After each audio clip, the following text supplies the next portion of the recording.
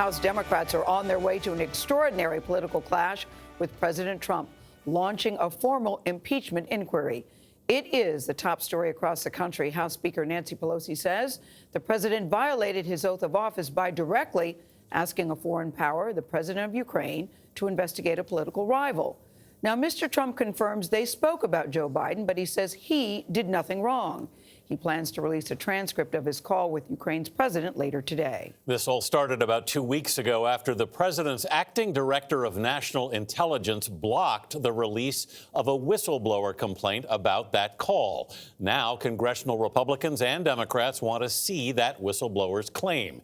Nancy Cordes is covering this on Capitol Hill. Nancy, what does this mean for the next steps in the impeachment process?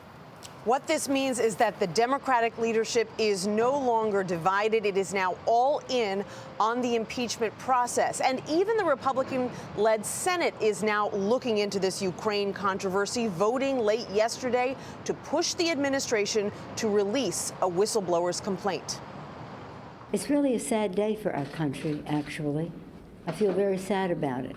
After avoiding even the word impeachment for months, the House Speaker now says Democrats should, quote, strike while the iron is hot. I'm announcing the House of Representatives moving forward with an official impeachment inquiry.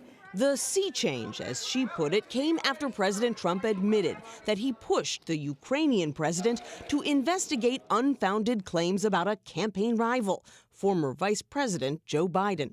There was pressure put on with respect to Joe Biden.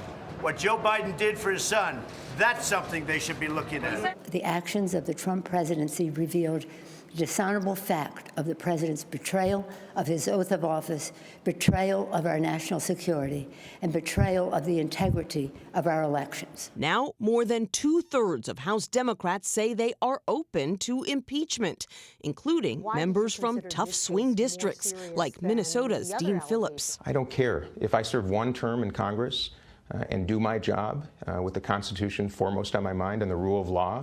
I will retire or go on my way recognizing I did the right thing. House Republicans called it the wrong thing.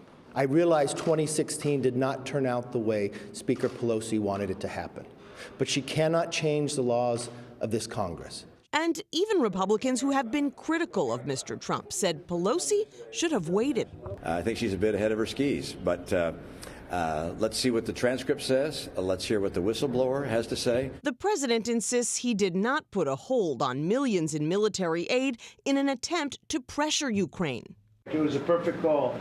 There was no quid pro quo. But the Senate's Republican leader says even he was kept in the dark about the frozen funds all summer. I have no idea what precipitated the delay, but I was among those advocating that we needed to stick with our Ukrainian friends. They never gave you a reason? I was not given an explanation. Fortunately, it finally happened, and I'm glad about that.